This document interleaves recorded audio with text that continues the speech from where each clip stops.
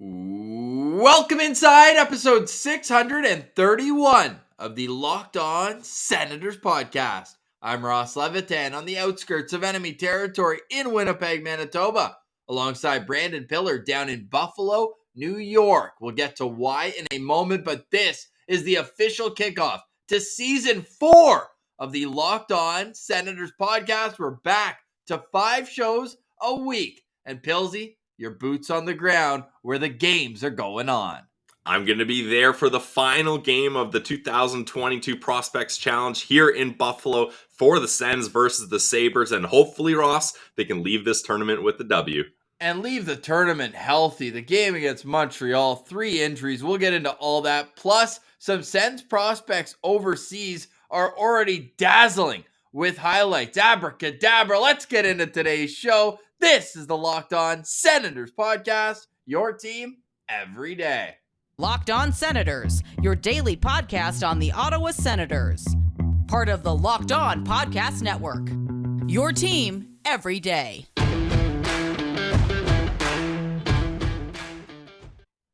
Thank you for making Locked On Senators your first listen on this Monday, September 19th. We are free and available on all platforms, including on YouTube, where the best way you can help the show grow is to simply like every video. Just click the thumbs up and please subscribe to the Locked On Senators channel. I've got a big thumbs down for yesterday's game against Montreal, a 7-2 loss, but Pillzy, the real losses were to injuries. 3 guys leave the game, and now you're going to see a shorthanded team with playing a forward down.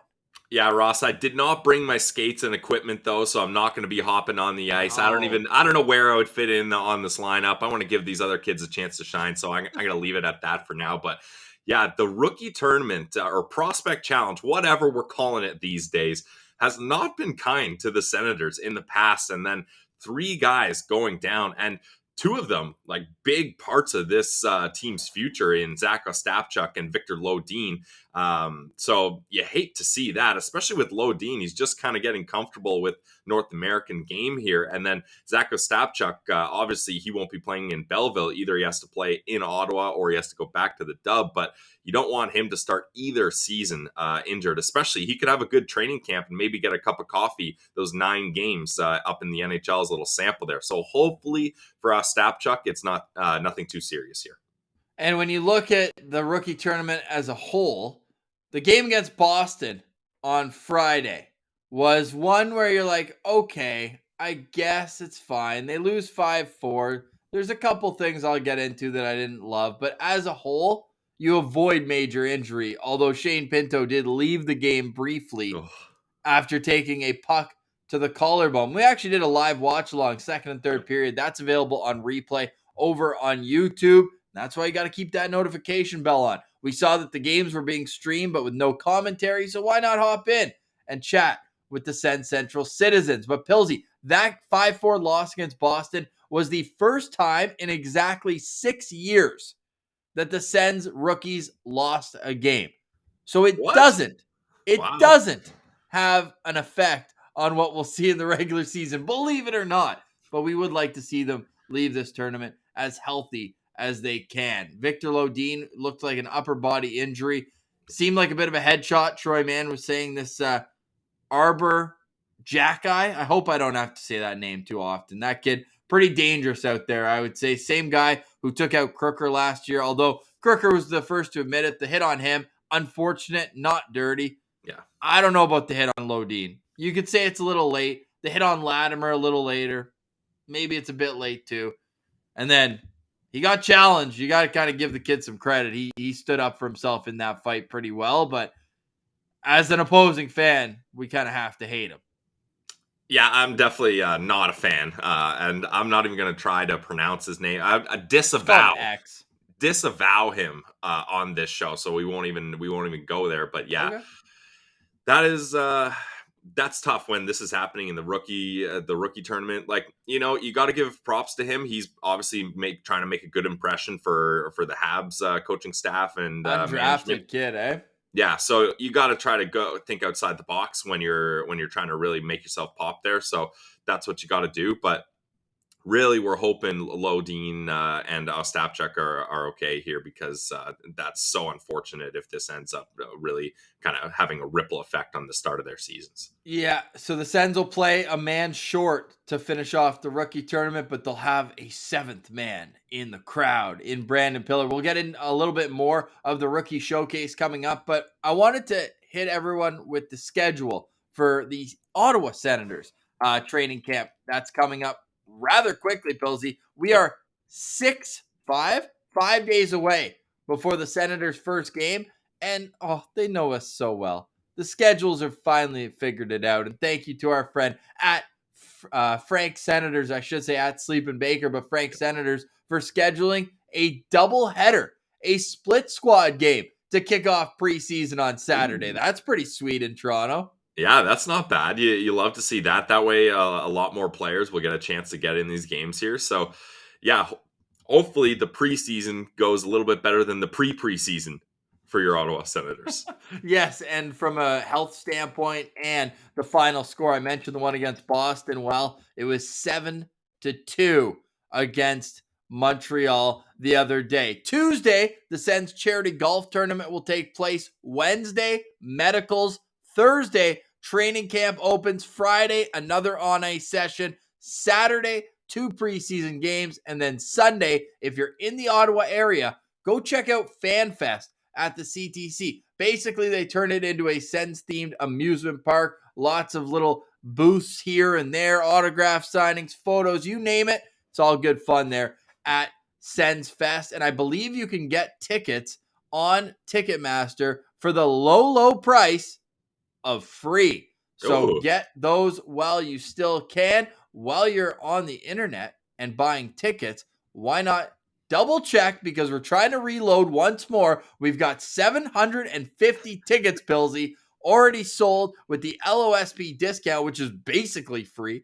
$30 all in for the home opener. Bruins, Sens, Alex DeBrincat's first home game with the Ottawa Senators. Claude Giroux's homecoming. You know what we like? We like that. We like that on this show with the thumbs up there. A little quick hitter. That's why you watch on YouTube. But we're fired up for the home opener coming up with October 18th, on October 18th, I should say. Pillzy, why don't we hit a quick ad? We'll dive into these rookie tournament games a little bit deeper. And then the elephant in the room.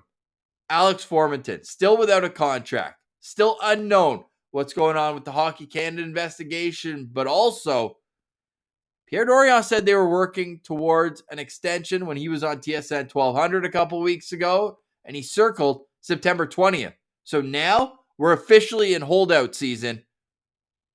I know it's different circumstances, but he was pretty much in pen on that third line. So I want to ask you, and we'll get into it more tomorrow when we discuss the biggest storylines, the most important storylines going into training camp, but who's going to replace him on the third line of this team? All that coming up. But first, Pillzy, you've got a word from one of our favorite sponsors with a snazzy new look on the Locked On Senators YouTube page.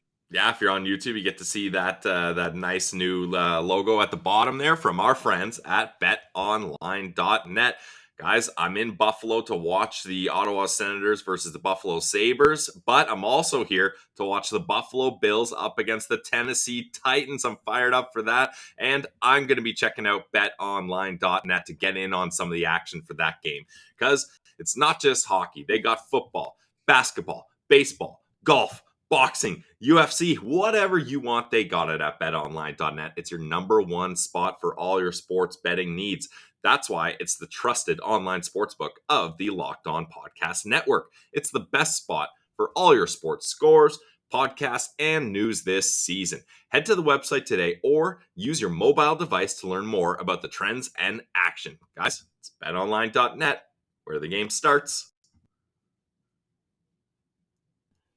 All right, Pillzy, it is season 4 of Locked On Senators. Can you believe that? We've been doing this since November of 2018.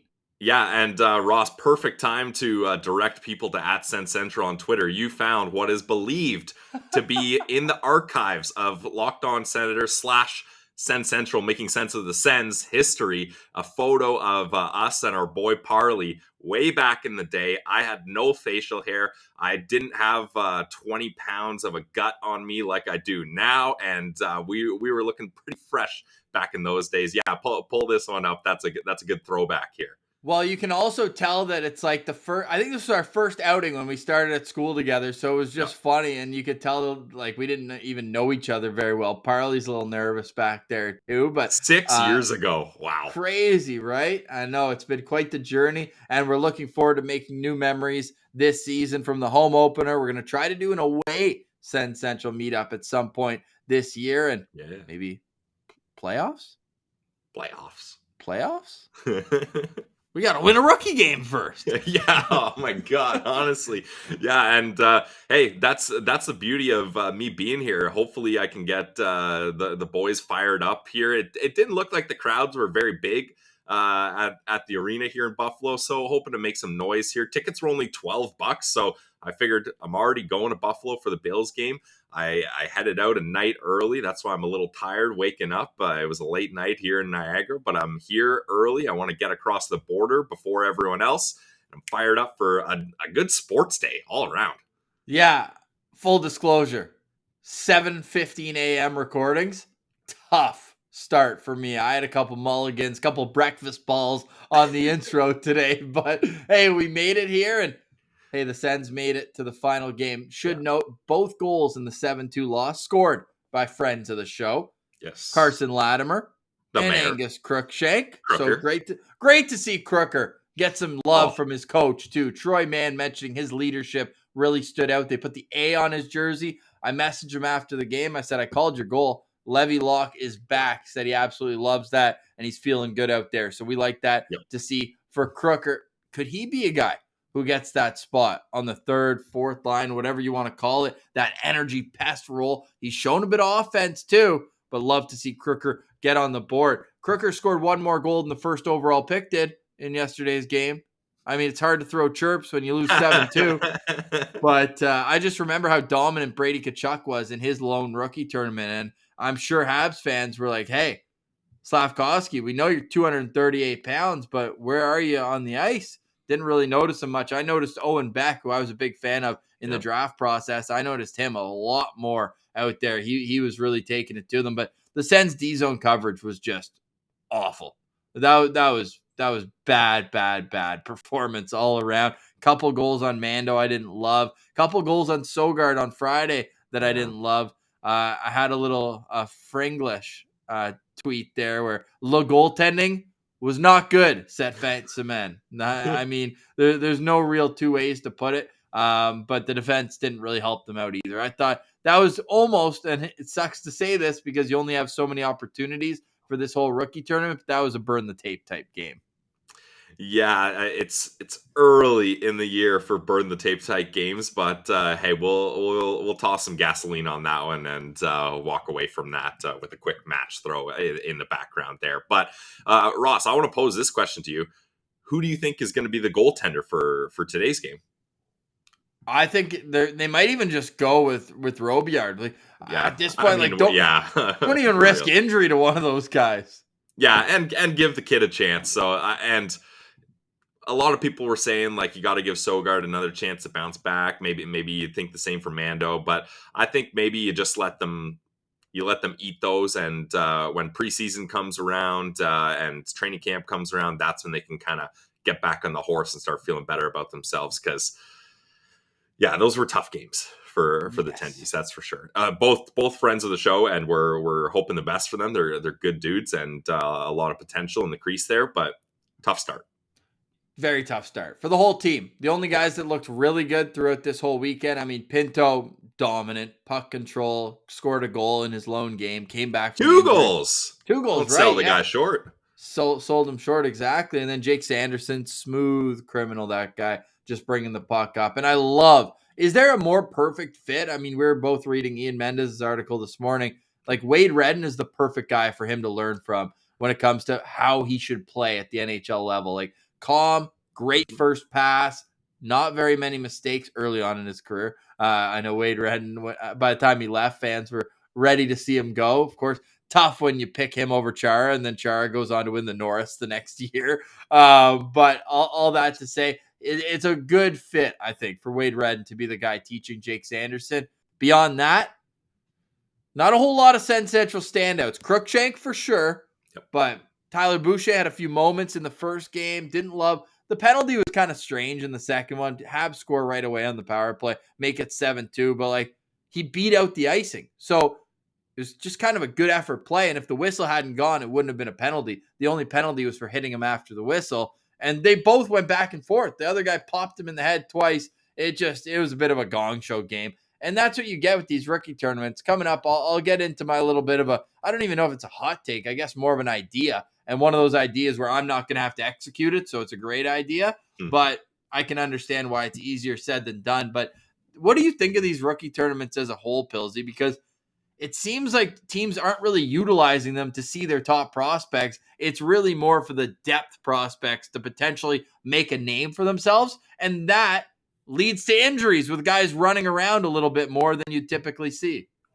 Yeah, I mean, that's a fair point, but I think it's an appropriate stage for those guys. I think that's why you have the rookie tournament. I think for like your top stars, we're in Buffalo, so I'll reference Owen Power as a guy. His kind of showcase will be the preseason, right? I think that's where it's a better spot for him to come in, get used to playing with more NHL ready guys. So although I don't love the rookie showcase, prospect challenge, rookie tournament, whatever you want to call it, format, like it's not amazing. I think it does the job for allowing those guys that are kind of later draft picks and maybe guys that have just been drafted to get their first taste of what it can be like to play with an NHL franchise. So I don't know. I'm down to hear your suggestion, but for me, it's kind of like, well, it's good, not great type of attitude.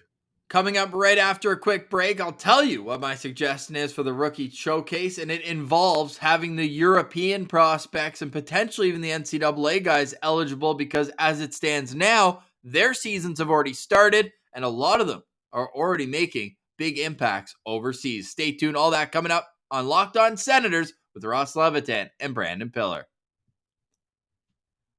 All right, Pillzy. It's a very simple idea. It's NBA-esque, and we know the NHL seemingly trails behind what the NBA decides. What are we going to see next? A play-in tournament? I don't even know if I'm sold on the whole play-in tournament. I mean, that'd be you weird. did see that in the COVID year. In the COVID year, but would you like that going forward? Like 7 and 8 play 9 and 10 and like a best of 3? Nah, if we're changing anything, go back to the 1 through 8. That's what I would do.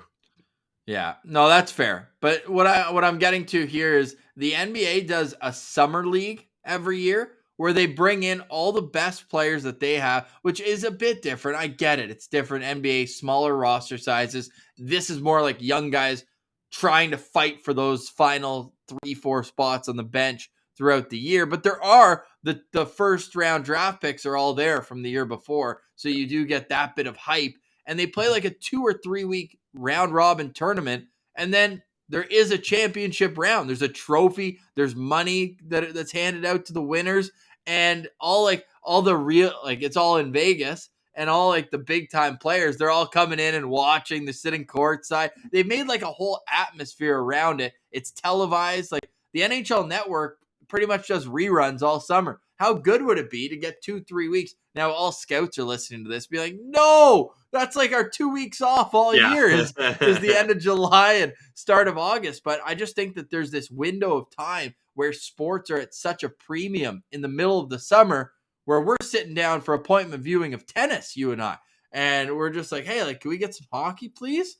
And I think that it would be such an awesome way for management to get to judge these players, the players getting to make an impact and not worry about being like a 2-week injury because it's a contact sport. Injuries are going to happen, but you don't have to worry about like, oh, if I get hurt here, then I miss training camp next week and then my whole season's ruined.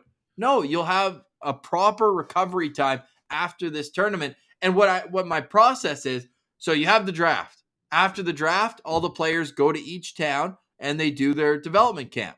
So you have a week of development camp. Then as a team, you're already practicing together. You should be a little bit crispy. You get in to wherever, let's say Nashville. Let's say Tampa. It's going to be somewhere warm, somewhere nice. I guess in the summer it doesn't really have to. You can put it in Edmonton. I'll take it in Winnipeg. Love it here. Yeah. But all that, you put them together. Maybe you have an Eastern Conference bubble. I know people don't want to hear the word bubble anymore, but you put one in the East, one in the West, and just have a little round robin tournament.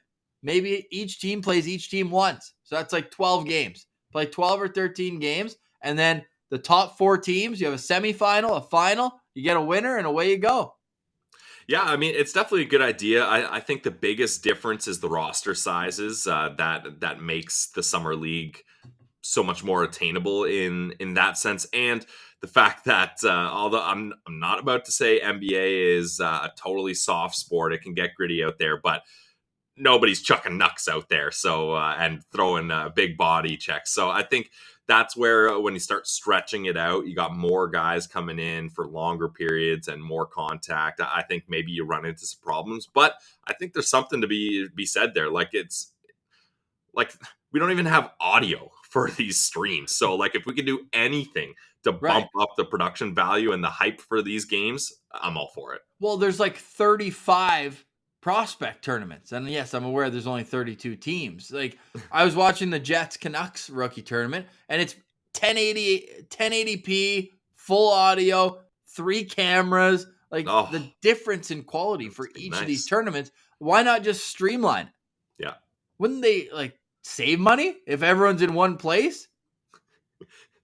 At NHL, Ross Levitan has an idea to save you money. DM us for more. Millions. And you can have it for the low price of what? $50K for this idea? Yeah, I mean, no, let's get a percentage on that. Let's not cap it at a dollar amount. Right. Let's get a percentage. Yeah. Well, let us know what you think. Could it work? Because David St. Louis of Elite Prospect said there's plenty of reasons why it wouldn't work. And what comes to mind right away is insurance. Some of these players are unsigned. What if they get hurt at these tournaments? And the NCAA have a million rules. So I'm sure that they would have a way to block their players from going to this. But they are allowed development camp. So that's my thought process is Tyler Clevin could be in that game. Last year, you could have had, or 2 years ago, I guess, rather, you'd have Shane Pinto in that game still. And you'd really get more of a sense of all your rookies, the guys overseas who have already started playing. So I like the idea. Let us know what you think, whether it's in the YouTube comments, or we always appreciate the 5-star reviews, and you can let us know there through Apple. You can leave reviews there. We appreciate it. Speaking of Europe, though, Pillzy, I don't know what's more impressive. Our boy Oscar Pettersson's start to the season, or Oliver Johansson going between the legs in his final preseason game in the U20 level. Both of them very impressive, and you love to see these guys popping off. I'll go with Oscar Pettersson more impressive, though, because he scored 2 goals, including the game winner. I believe it was in overtime, and both of them were just nice shots that beat the goalie. Like good He's a shooter. Yeah, good wrist shots that are getting through, and he's a guy that I think he's going to have a big season. If you guys didn't catch our interview with Oscar, definitely go check it out. He's a great kid, and he's got a lot of confidence, and he's someone that we definitely put in our friend of show category that we're rooting for. Yeah, 100% excited to have him back on the show. Now, at Sens Prospects, where we get all this great video and insight, the easiest must-follow account on Sens Twitter, at Sens Prospects. He said we need to come up because we're the nickname guys in the Senators universe, right? Red Light Roby's a good one. What about Pew Pew Pettersson? Pew Pew Pettersson. It's so bad that it's almost good. We'll workshop that. Let's workshop that. This is what I came, because like it came into my head right away. I was like, is there something there? Like probably not. What about Pistol Pettersson? Pistol Pettersson. Yeah, I mean, I like it more than mine. Like a Pistol Pete type play on. Oh yeah, mine was definitely tongue in cheek, but this is the sound here.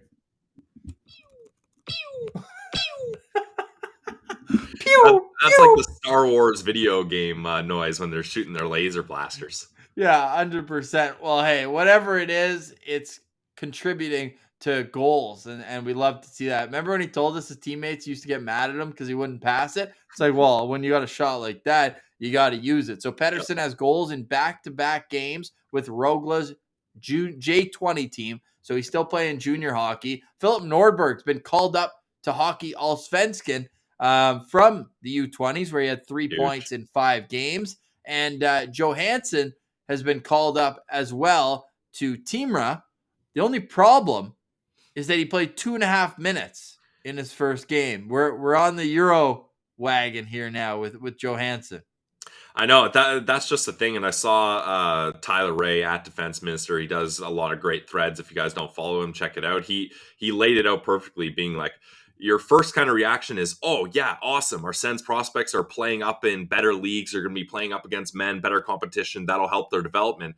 And then you take a look at the ice time and you're like, well, to improve your development playing up against men and better competition, you need to play. And 2 minutes a game, like, you're sitting on the bench for so long. The 2 minutes you do get out there, you can't possibly be expected to be effective when you have no rhythm. You're stiff. You're out of the game. Like, there's no way for you to stay involved. Like, sure, you can be on the bench kind of chirping and staying light and loose with the boys, but it's tough when you see that. I personally, I want prospects playing, even if it means in lower division, lower competition hockey. Get them playing more rather than playing less at a higher division, in my opinion. Well, one player who's still considered a prospect by some is playing big minutes in the highest level in Russia, and that's Vitaly Abramov, who scored a beauty the other day. He's got 4 goals and 5 points in 7 games playing for CSKA Moscow, and this is the second and final year of his KHL contract, and he is still owned rights, that is, by the Ottawa Senators. So it will be interesting to see if he's potentially dangled in a trade package as a small little sweetener, or what we're going to see with Vitaly Abramov following a championship last spring and just a really solid performance so far this season, on pace for 39 goals. So we'll keep one eye. We'll keep half an eye, I think, on Vitaly Abramov now. He's 23, turning 24, or he is 24. I don't know how much prospect there's still left in him, but he was fun to watch in the AHL, that's for sure. Oh, we loved him. Yeah. And Ross, I don't know if you want to dive too much into this today or save it for tomorrow, but you teased earlier that, hey, there's a third line winger spot available.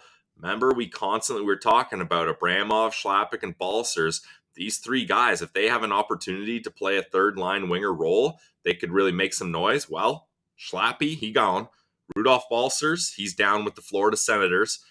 Vitaly Abramov, coming off a couple successful seasons in the KHL, which is arguably the best league outside of the NHL.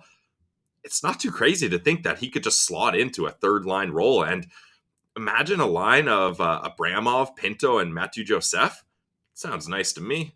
So I'm glad you brought up those 2 guys, because they're in pen for me on the third line. Shane Pinto, Matthew Joseph. Permanent marker, I would even say. So Joseph can play left or right wing. He's listed as a right winger. That's where he played the majority of last season with Ottawa.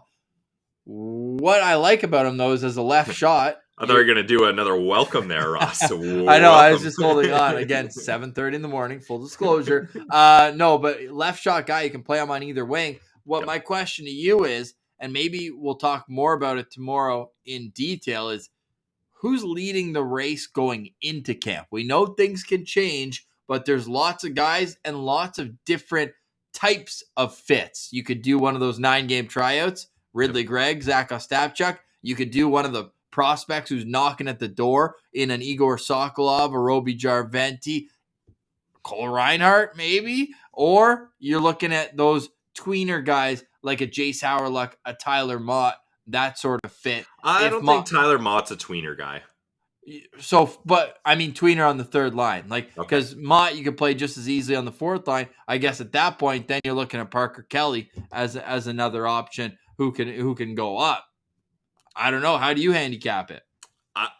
For me, it's kind of a one-horse race, honestly. Like, I got Tyler Mott on that third line. Like, on the third line. Yeah, I think that brings a nice, because look, your top 2 lines, they're scoring goals. Like, that is where your offense is clicking. That's where you're going to live and die by how effective those 2 top lines are. And hey, I'm feeling pretty confident about the 1-2 punch there. Whereas if we could get more of a third line checking role, which if you get Tyler Mott there, Shane Pinto, and then Matthew Joseph, not really known for his defensive play, but he does have penalty killing aspects to his game, and we've seen he can bump the offense up, so you get some offensive skill there.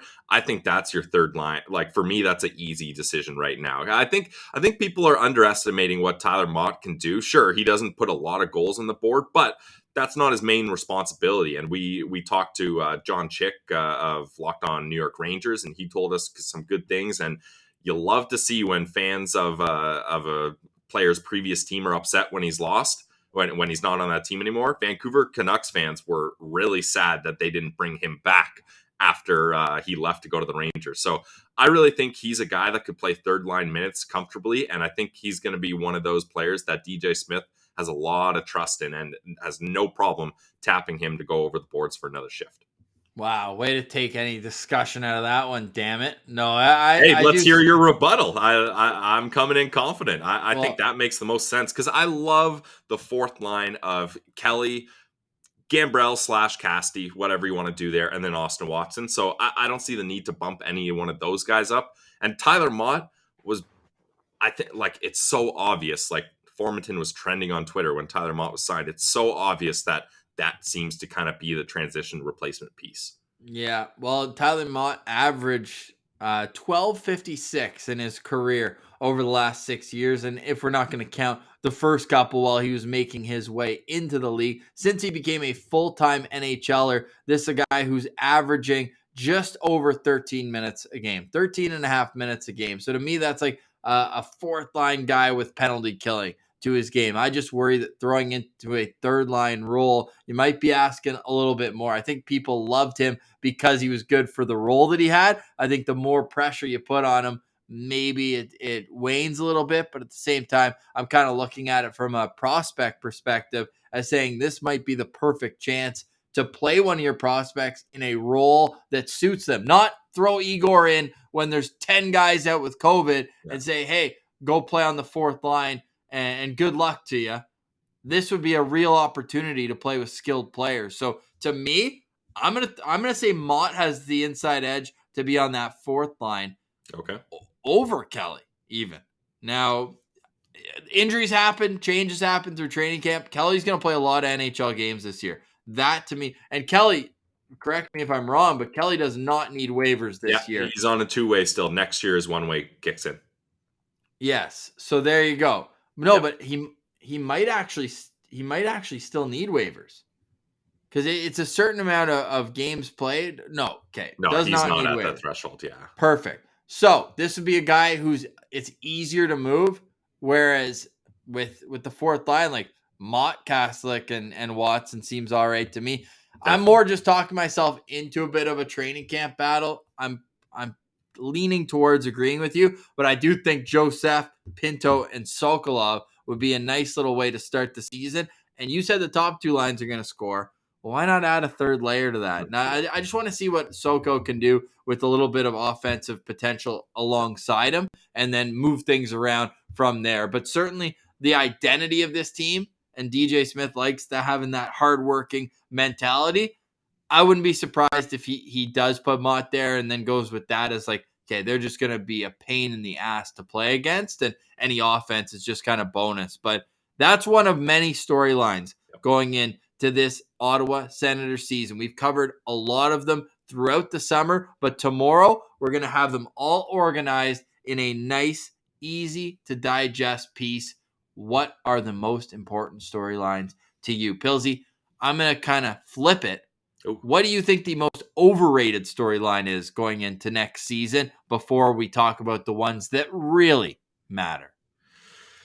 Most overrated. I've got it. I'll say acquiring that top four defenseman. I think that's overrated. I've made my opinion clear multiple times. I think the right time to do this is as you're approaching the trade deadline or on the trade deadline. I think you want to get a feel for how this team is doing. How easily can Jake Sanderson transition into a top four role from college to the NHL? And we know what the trade market is like right now. It's at a stalemate for defensemen. Like, all the defensemen that could have been moved have been moved, except Jake Chychrun, who the price is like The Price is too high. wrong. Yeah, the price is wrong for Jake Chicken right now. So I think once the trade deadline comes around, teams have a better idea of where they're at. The market shifts.